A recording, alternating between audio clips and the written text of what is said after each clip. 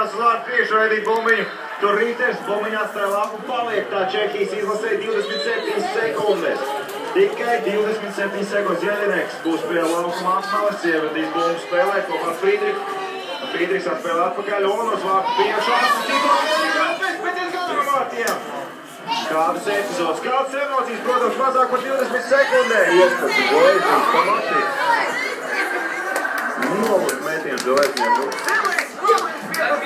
Tagad arī var īpaši nečekēt, ka mēs nepātrēt Bumbiņu pārāk ilgi tālāk iespēju. Bumbiņu laukuma izdarēt.